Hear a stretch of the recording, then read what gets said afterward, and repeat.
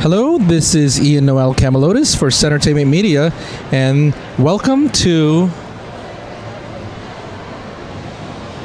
Here at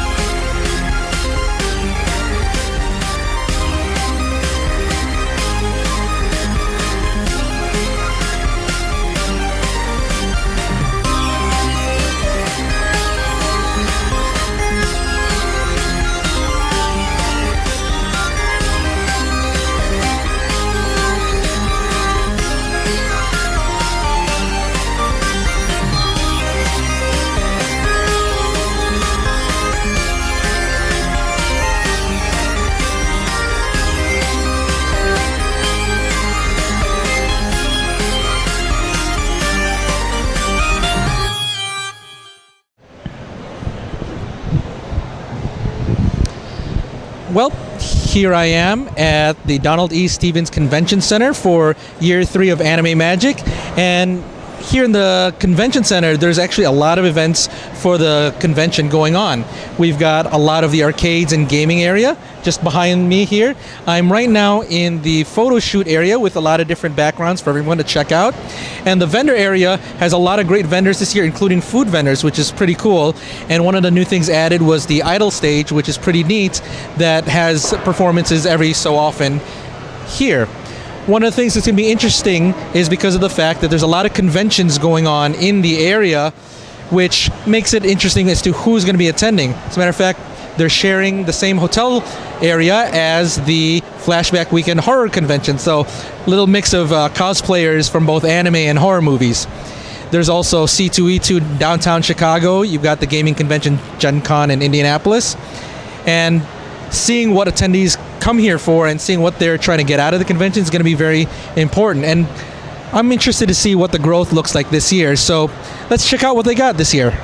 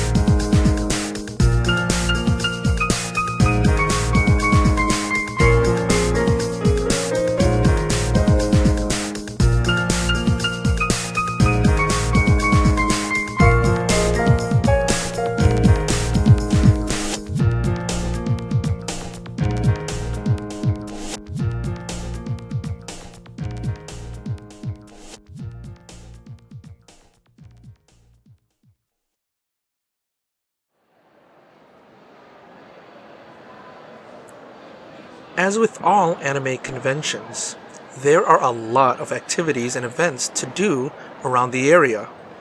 From wandering the convention grounds, to the panels, to gaming and meeting other people, to the raves,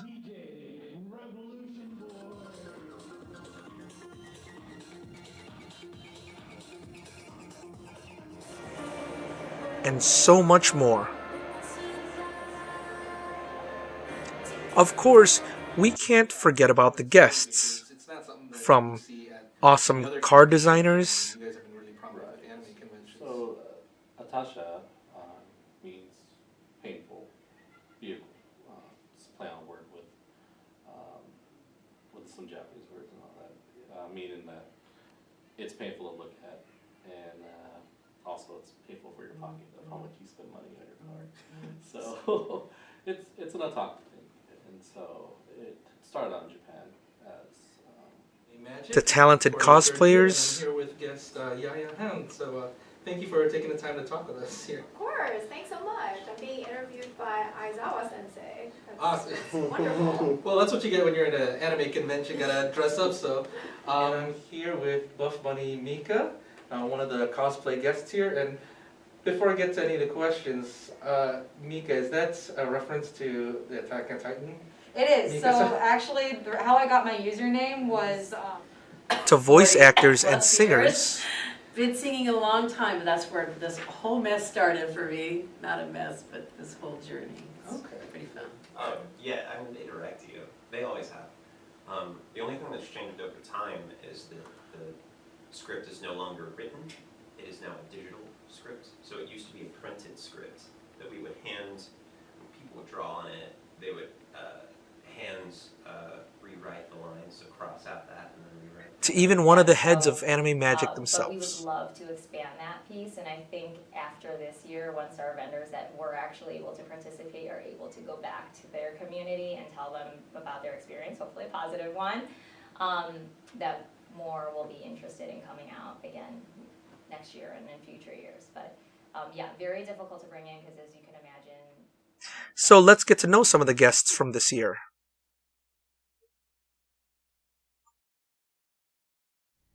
Area because of anime culture growing and all that, and so people started to personalize vehicles and started making, like I guess you want to say like a love letter to your waifu, so to their favorite character and all that. So. Okay. So speaking of characters, then, how do you guys decide which ones you want to do? Is it something that whatever's popular, or do you guys have a specific ones that you like? So for me, on a personal level, like I've been doing Itasha vehicles probably for 10, 12 years now. I like to have different characters on the cars depending on how my car build is actually going. But other people stick to just the one character and will either keep that one character forever until the wrap kind of degrades, and then they'll just continue and do it again, or they'll have the same character and they will also like just change it up either like every year, every couple of years, whatever. Alter it a little bit. Yeah, different. alter it a little bit, but still stay the same character. I'm odd man out because I've had so many different characters and series on my vehicles. So. Of course, thanks so much. I'm being interviewed by Aizawa Sensei. Awesome. That's wonderful. Well, that's what you get when you're at an anime convention. Gotta dress up. So, speaking of cosplay, so that's one of the things that you really specialize in. You've been doing. What got you into cosplay? I've been cosplaying for 22 years, so I really was very lucky to discover it early on, and I grew up in this community and the convention world. So I got into it like any other anime fan back in the day, where you just like you went to your first convention. In my case, it was Anime Expo 1999, and I saw people dressed up in costume. Very few people, but still like they looked really good, in my eye. And it was like a light bulb moment that you don't have to just consume the anime or collect laser discs or collect figures. You can actually actively participate and become the character. so I immediately made my first costume. Okay. My name at the end of it, and that's how I got Buff Bunny Mika. Okay. Well, so you brought up a few things that I wanted to touch on. So, what got you into cosplay to start off? So I've actually been into anime, video games, like anything considered nerd media since I was a child, thanks to my mom. You guys might have seen that in my bio, that I credited my mom for making me the nerd I am today, just because she showed me the likes of Sailor Moon, Cardcaptor Sakura. She didn't really care for Pokemon, so I kind of watched it when she wasn't around. She thought it was annoying. But she's also super into Legend of Zelda, Super Mario, Castlevania, Star Wars. So I got exposed to that at a very early age, and I also always loved dressing up. And then I found out around age 11 that you could dress up more than once a year. It wasn't confined to just Halloween, because there were these things called anime conventions. So I went to my first one when I was 15. The general public thinks is you making it, right? So obviously that was exciting. And I had voiced Sailor Moon, all the music for that around the same time, but it hadn't gained the speed yet on TV to become, so recognizable and didn't get all the, the fan base hadn't joined it yet. Gotcha. And I didn't know about it because I kind of went on with my career and I wasn't watching TV. I was touring and traveling.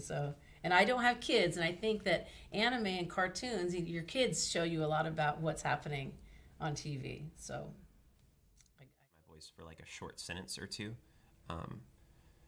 But it'll always be a little bit, it's best if it's short, because for me to really hide my voice, I have to get into like a parody voice, like, oh wow, that's crazy, and then nobody knows it's me, but also I sound kind of weird. Yeah. Like, you wouldn't want that guy for a main character, or even a supporting character. It's acceptable for a voice in a crowd.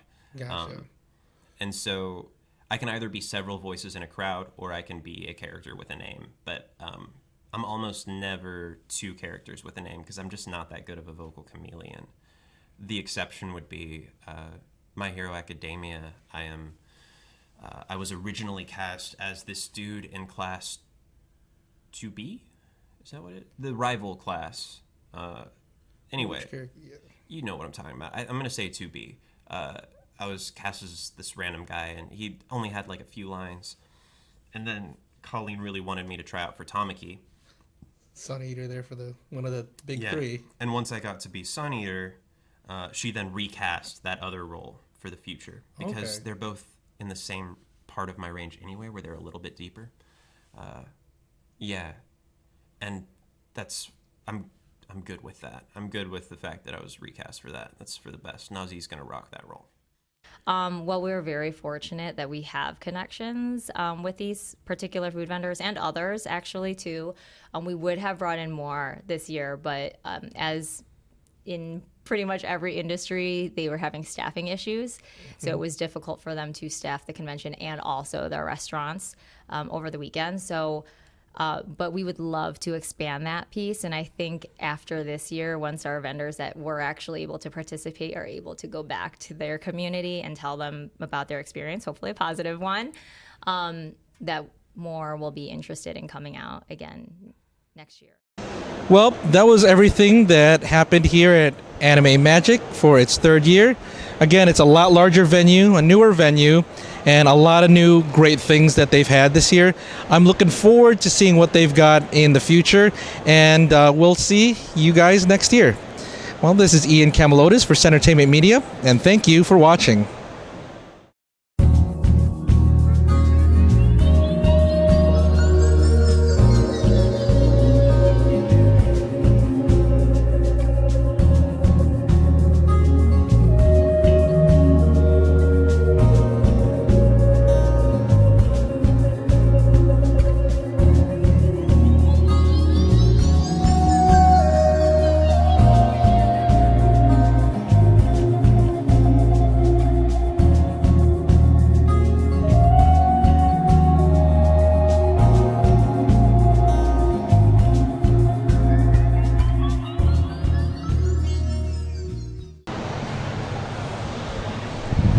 Here, mic test, mic test. I think this works. Here you go.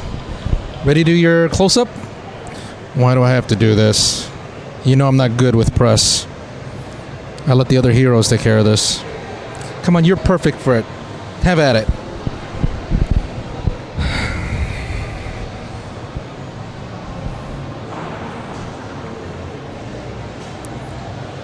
Hello.